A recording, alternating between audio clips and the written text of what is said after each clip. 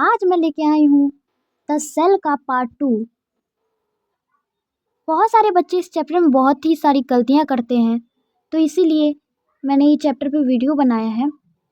पहले पार्ट में जितने भी हमने टॉपिक कवर किए थे, जैसे सेल था, डिस्कवरी ऑफ सेल था और टाइप्स ऑफ सेल, और बाकी बचा हुआ पार्ट आज हम लोग कवर करेंगे। तो parts of cell, cell organelles, level of organization in a organism, यानी सेल के क्या क्या पार्ट होते हैं, सेल ऑर्गेनेल्स के बारे में पढ़ना है, और हमारा जो बॉडी है वो कैसे बना है, किसी भी ऑर्गेनिज्म का बॉडी, प्लांट सेल और एनिमल सेल में डिफरेंस क्या है, और फिर लास्टली कंक्लूजन इस चैप्टर का। तो आई होप आपको ये वीडियो पसंद आए। आगे बढ़ने से पहले आप चैनल को प्लीज़ सब्सक्राइब कर दीजिए। Parts of a cell. एक सेल जो होता है डिफरेंट पार्ट्स से बना होता है। A cell consist of a living protoplasm surrounded by a cell membrane. Cell के अंदर एक जीवित प्रोटोप्लाज्म पाया जाता है जो कि सेल मेम्ब्रेन से सराउंडेड होता है। The protoplasm consist of the cytoplasm and the nucleus. Protoplasm में साइटोप्लाज्म और न्यूक्लियस होता है। Cytoplasm contains a number of structures which are called cell organelles.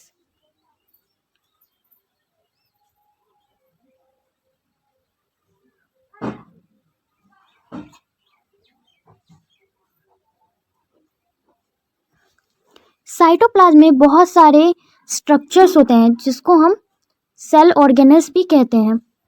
Organelles with therefore structures are therefore structures present within a cell that help it to perform its relevant functions. ये organelles ही होते हैं जो कि cell को अपने काम में help करते हैं। ये देखिए यहाँ पे सेल मेम्ब्रेन है, स्ट्रक्चर उसका न्यूक्लियस है और साइटोप्लाज्म है। अब हम पढ़ेंगे cell membrane. All living cells are bound by a membrane called the cell membrane or plasma membrane. It surrounds its inner gel-like material called protoplasm. The plasma membrane controls the exit and entry of substances as per the requirement of the cell. सारे जो living organism होते हैं वो cell membrane से surrounded होते हैं। Cell membrane के अंदर एक जेल लाइक मटेरियल होता है जिसको हम प्रोटोप्लाज्म कहते हैं। ये सेल मेम्ब्रेन ही कंट्रोल करता है किसी भी सब्सटेंस के एंट्री और एग्जिट को। वो अगर अलाउ करेगा तो कोई भी सब्सटेंस आएगा, नहीं तो नहीं आएगा। और सेल मेम्ब्रेन को ही प्लाज्मा मेम्ब्रेन भी कहते हैं। The cell of plants, fungi and bacteria have an additional outer covering called the cell wall. Plants, fungi और बैक्टीरिया के सेल्स को एक एडिशनल कवरिंग मिलता है जिसको हम सेल वॉल बोलते हैं। Cell wall is an important covering in plant cells. It provides rigidity and protection to the cell against variations in the environment. Cell wall जो होता है वो बहुत ही इम्पोर्टेंट होता है प्लांट्स के लिए, क्योंकि ये उन्हें रिजिडिटी यानी उनको स्ट्रॉन्ग करता है, उनके स्ट्रक्चर को प्रोटेक्शन प्रोवाइड करता है सेल को इन्वायरमेंट के वेरिएशन से, जैसे बारिश हो गया, धूप हो गई, सबसे उन्हें वो प्रोटेक्ट करता है। और डिफिनिट शेप, साइज भी देता है जिससे कि सेल को सपोर्ट मिलता है। Portion of protoplasm lying inner to the cell membrane but outside the nuclear membrane is called cytoplasm. Protoplasm का जो पोर्शन होता है जो कि सेल मेम्ब्रेन और न्यूक्लियर मेम्ब्रेन के बीच में होता है, उन्हें हम साइटोप्लाज्म कहते हैं। It acts as a ground substance for the cell activities.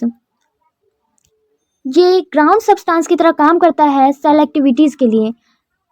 Cytoplasm word जो है वो साइटो और प्लाज्म से बना हुआ है। साइटो का मतलब होता है होलो, प्लाज्मा का मतलब होता है लिक्विड।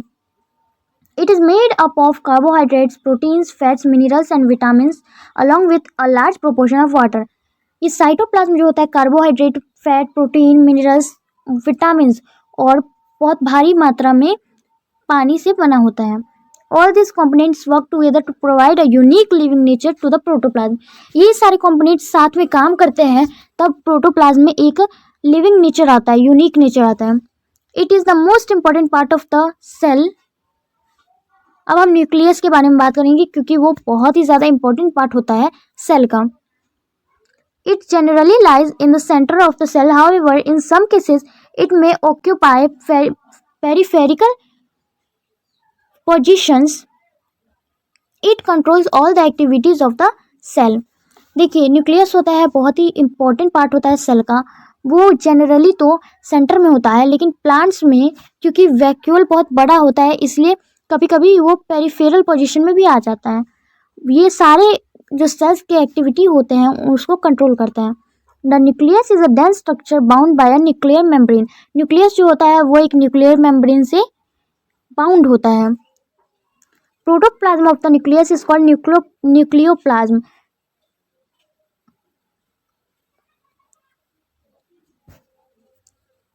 न्यूक्लियस के प्रोटोप्लाज्म को न्यूक्लियोप्लाज्म कहा जाता है। It has a thread like network called chromatin. Nucleus के पास एक थ्रेड लाइक नेटवर्क होता है, धागों जैसा नेटवर्क होता है जिसको क्रोमेटिन बोलते हैं। When the cell is ready to divide, this chromatin condenses to form thicker thread-like structure called chromosome. जब भी सेल रेडी होता है डिवाइड करने के लिए, मैच्योर हो जाता है, तो ये क्रोमेटिन कंडेंस हो जाते हैं और भी ज़्यादा मोटे हो जाते हैं। थ्रेड मोटा हो जाता है, थ्रेड जैसा स्ट्रक्चर जिसे हम क्रोमोसोम बोलेंगे। These chromosomes are the structure responsible for the characters inherited by one generation from the earlier generations. यही क्रोमोसोम होता है जो कि जनरेशन टू जनरेशन जाता है, जिसको हम जीन्स भी बोलते हैं। ये कैरेक्टर होता है जो पिछले जनरेशन से आगे वाले जनरेशन्स को मिलता है। यहाँ पे क्रोमोसोम्स का नंबर बताया गया है इस डू यू नो में। जितने भी डू यू नोज होते हैं ना बहुत इंपॉर्टेंट होते हैं, या जो चैप्टर क्लास में जो समरीज होते हैं वो भी आप देख लीजिए। मैन के पास 46 होता है, डॉग के पास 78, पिजन के पास 80 सबसे हाईएस्ट इस जो लिस्ट में। यीस्ट के पास 32, वीट के पास 42। ये आप याद रखिएगा, एग्जाम से आ सकता है। Many small living structures are present in the cell. These are equivalent to the organs of the body, hence they are named as cell organelles. Cell के अंदर बहुत ही छोटे छोटे स्ट्रक्चर्स होते हैं, काफ़ी सारे होते हैं जो कि बहुत सारे फंक्शन करने में हेल्प करते हैं, इसलिए उन्हें सेल ऑर्गेनल्स कहा जाता है। ये सेल के ऑर्गेन्स की तरह ही होते हैं, जैसे हमारे ऑर्गेन्स के बिना हम अच्छे से फंक्शन नहीं कर पाते हैं, वैसे ही सेल इनके बिना फंक्शन नहीं कर। Cell organelles are plastid. इसमें प्लास्टिड के बारे में कहा गया है। देखिए, प्लास्टिड जो होता है लार्ज सेल ऑर्गेनल्स होता है, वो बहुत ही लार्ज होता है जो कि प्लांट सेल में पाया जाता है। इनमें पिगमेंट पाया जाता है जो कि कलर प्रोवाइड करता है। देखिए, प्लास्टिड 3 प्रकार के होते हैं, क्लोरोप्लास्ट, क्रोमोप्लास्ट और ल्यूकोप्लास्ट। ये अपने नोट्स में आप ज़रूर ऐड कीजिएगा। जो क्लोरोप्लास्ट होता है वो ग्रीन प्लांट्स को फोटोसिंथेसिस में मदद करता है। प्लास्टिड जो कि डिफरेंट कलर्स प्रोवाइड करता है, डिफरेंट फ्रूट्स के, ये वेजिटेबल्स, फ्लावर्स, इनके पार्ट में, उनको क्रोमोप्लास्ट कहते हैं। क्लोरोप्लास्ट ग्रीन कलर प्रोवाइड करता है जो कि फोटोसिंथेसिस में हेल्प करता है, और क्रोमोप्लास्ट डिफरेंट कलर्स प्रोवाइड करते हैं ग्रीन को छोड़ के। ल्यूकोप्लास्ट कलरलेस प्लास्टिड होता है जो कि स्टार्च, प्रोटीन्स, ऑयल्स, फूड ये सब स्टोर करता है। माइटोकॉन्ड्रिया ये रॉड शेप्ड या स्पेरिकल स्ट्रक्चर्स में पाए जाते हैं, बहुत सारे होते हैं एक सेल में, ये इनके नंबर काफ़ी अधिक होते हैं। ये फिजियोलॉजिकल एक्टिविटीज़ करने में भी हेल्प करते हैं। ये सेलुलर रेस्पिरेशन के लिए रिस्पॉन्सिबल होते हैं और यही एनर्जी जनरेट करते हैं एटीपी के फॉर्म में, इसीलिए इनको power house of the cell कहा जाता है। एंडोप्लाज्मिक रेटिकुलम ये ज़्यादा कुछ नहीं, नेटवर्क होता है मेम्ब्रेन्स का जो कि चैनल्स प्रोवाइड करता है मटेरियल्स के ट्रांसपोर्ट के लिए सेल में। एक तरह से ये व्हीकल रोड्स होते हैं जो जिसपे व्हीकल्स चलते हैं, जैसे हम व्हीकल्स से जाते हैं ना, वैसे ही ये रोड्स होते हैं जिससे मटेरियल ट्रांसफ़र होता है। ये 2 टाइप के होते हैं, रफ ईआर। रफ क्यों होता है? क्योंकि उसमें राइबोसोम्स स्टडेड होते हैं जो कि सिंथेसिस ऑफ प्रोटीन्स के लिए रिस्पॉन्सिबल होते हैं। अब वही स्मूथ यार में राइबोसोम नहीं होते हैं, इसलिए वो स्मूथ होते हैं और ये सिंथेसिस करते हैं फैट्स का। अब गोल्जी कॉम्प्लेक्स की बात करते हैं। ये सेक लाइक स्ट्रक्चर्स होते हैं जो कि एक के ऊपर एक होते हैं। ये फूड का प्रोसेसिंग करते हैं, पैकेजिंग करते हैं मटेरियल्स का, जो कि सेल प्रोवाइड करते हैं। वैक्यूल कुछ नहीं, एम्प्टी स्पेस होता है। ये प्लांट सेल में जनरली बड़ा होता है, इसी की वजह से ना वो न्यूक्लियस पेरिफेरल पोजीशन ऑक्यूपाई करता है। ये एक्सेस वाटर, वेस्ट प्रोडक्ट्स ये सब स्टोर करता है। और अमीबा में ये फूड मटेरियल्स को भी हेल्ड करता है जो कि वो खाता है अमीबा। यहीं पे डाइजेशन होता है। Ribosomes tiny granules present in the cytoplasm. ये टीनी ग्रैन्यूल्स होता है जो कि साइटोप्लाज्म पे पाए जाते हैं और रफ ईयर पे पाए जाते हैं। वो सिंथेसिस करते हैं प्रोटीन का। सिलिया और flagella some cells have the small extensions on their cell membrane. कुछ सेल्स में स्मॉल एक्सटेंशंस होते हैं उनके सेल मेम्ब्रेन पे, उनके आउटर कवरिंग पे, जो कि लोकोमोशन और कलेक्शन ऑफ फूड के लिए हेल्प करता है। Unicellular organism like paramecium. Paramecium में बहुत सारे सिलिया होते हैं और यूग्लिना में एक फ्लैजिलम होता है। यानी ये कह सकते हैं इनमें डिफरेंस क्या हुआ, सिलिया जो होता है वो काफ़ी सारी मात्रा में होता है, एक नहीं होगा, काफ़ी सारा होगा। जैसे इसमें छोटे छोटे देख पा रहे होंगे आप। और फ्लैजिला जो होता है एक होता है, ये देखिए। और दोनों में समानता ये है कि दोनों लोकोमोशन और कलेक्शन ऑफ फूड में हेल्प करता है। ये फिगर भी इम्पोर्टेंट है। और इन्हीं सब सेल ऑर्गेनाइज के हेल्प से सेल अपना डिफरेंट फंक्शंस करता है। लेवल ऑफ ऑर्गेनाइजेशन इसमें बिल्कुल कुछ नहीं है। देखिए, सबसे छोटा यूनिट हमारे लाइफ का होता है सेल। अब ये ग्रुप ऑफ सेल मिलके टिश्यू बनाते हैं, ग्रुप ऑफ टिश्यू मिलके ऑर्गन बनाते हैं, और वही जब ऑर्गन्स का ग्रुप होता है तो वो ऑर्गन सिस्टम बनाते हैं, और ऑर्गन सिस्टम्स का ग्रुप ऑर्गेनिज्म बनाता है। तो ये सब इंटरकनेक्टेड होते हैं। तो बस इस टॉपिक में आपको यही समझना है।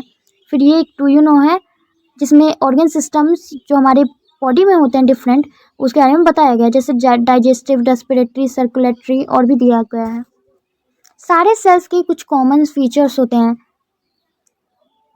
लेकिन हर बॉडी के अलग अलग पार्ट में वो सेल्स अलग अलग तरह के होते हैं। क्यों? क्योंकि उनका स्ट्रक्चर और फंक्शन उनके साइज, शेप को डिसाइड करता है। जैसे the plant and animal cells however have some major differences between them. Let us compare the features and of the plant and animal. जो प्लांट और एनिमल सेल्स में होते हैं काफ़ी मेजर डिफरेंसेस भी होते हैं, तो यही comparison between plant and animal sales topic पढ़ते हैं। तो चलिए देखिए, प्लांट सेल्स का जो होता है डिफिनिट शेप होता है। क्यों? क्योंकि उनके पास सेल वॉल होता है, लेकिन एनिमल सेल के पास नहीं होता है, तो उनका डिफिनिट शेप नहीं होता है। फिर प्लांट सेल में क्लोरोप्लास्ट होता है, लेकिन एनिमल सेल में नहीं होता है। तभी तो प्लांट सेल जो होते हैं फोटोसिंथेसिस कर सकते हैं, ऑटोट्रॉफ है, और एनिमल सेल नहीं कर सकते हैं। और एनिमल सेल के पास सेल मेम्ब्रेन होता है जो उनको फ्लेक्सिबिलिटी देता है। प्लांट सेल के पास सेल वॉल होता है जो उनको रिजिडिटी देता है। तो ये डिफरेंस है। फिर क्लोरोप्लास्ट एब्सेंट होता है, प्लास्टिड भी उसी को कहते हैं।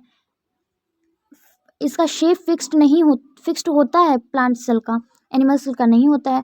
वैक्यूल, या तो वैक्यूल एनिमल सेल में बहुत छोटा होगा या तो नहीं ही होगा। जैसे यहाँ पे है तो कितना छोटा है, और यहाँ पे प्लांट सेल में होगा वो भी बड़ा सा। तो यही कुछ डिफरेंसेस थे।